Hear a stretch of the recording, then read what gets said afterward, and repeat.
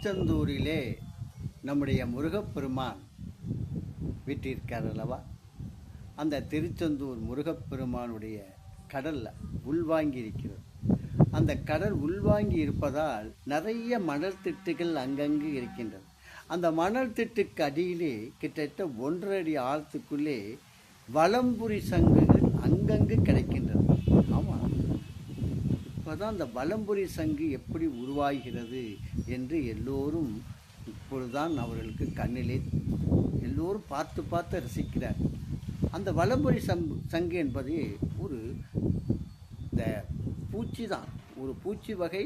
அதை கிளிஞ்சல் மாதிரி அதுக்கப்புறம் கொஞ்சம் கொஞ்சமாக அதில் உருவெடுத்து அந்த கடைசியாக அதை விட்டு அதுக்கப்புறம் போகும் என்று சொல்வாங்க. இது ஒரு பூச்சி செய்யக்கூடிய அதை உருவாக்கக்கூடியதான் அந்த சங்கு என்பது கடல் நீரிலே இந்த கால்சியம், மெக்னீசியம், பொட்டாசியம் இன்னும் பல அதில் இருக்கிறது. இந்த கிளிஞ்சல்கள் அப்படி என்று சொல்கிறோம். கிளிஞ்சல் என்பது கால்சியம் அதிகமாக இருக்கும். இறைவன் எவ்வளோ அழகாக படித்தார், கிளிஞ்சல் வைத்து எவ்வளோ பொம்மைகள்லாம் செய்கிறார். அதே மாதிரி சங்கு என்பது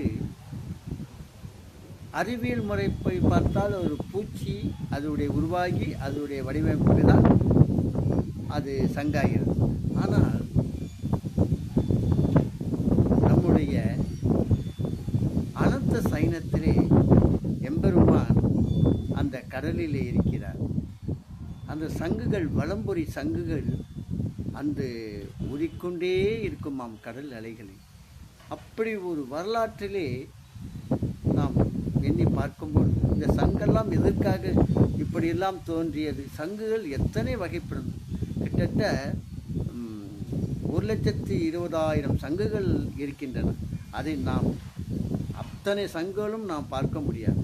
இந்த 1,20,000 சங்குகள் எப்படி இருக்குன்னா, சின்ன சங்குகளிலிருந்து பெரிய அளவில் அதனுடைய வடிவமைப்பு. இதில் ஒவ்வொன்றுக்கும் ஒவ்வொரு வகைகள் உண்டு. இதிலே ஆராய்ச்சியாளர்கள் அவர்கள் இதெல்லாம் வேதியியல் உட்புகுத்தி தான் பல சங்குகள் எப்படி உருவாகியது, இந்த சங்குகள் எப்படியெல்லாம் உயர்தரப்பட்டது, உயர்தர வகைகள் என்னென்ன என்றெல்லாம் கணக்கிட்டு இருக்கிறார்கள். ஆனால் இதெல்லாம் பார்க்கும்பொழுது அறிவியலுக்கு அப்பாற்பட்டு ஒரு நிகழ்வு தான் நாம் இதை எண்ணிக்கொள். ஆகவே இப்பொழுது நாம் இந்த மணல் திட்டுக்கு அந்த குமிஞ்சு உள்ளுக்குள்ளே அழகாக இருக்கும், அது வலம்புரி சங்கு அதனுடைய அழகாக பார்த்து ரசிக்கிறார். ஆகவே சங்கு என்ற நானும் அதை கட்டியிருந்தால் இதை மகாவிஷ்ணுவை தான். இது அறிவியலுக்கும் சம்பந்தம், ஸ்ரீமன் நாராயணுக்கும் சம்பந்தப்பட்டுதான். அவை ஒவ்வொரு நம்முடைய இதிகாச புராணங்கள்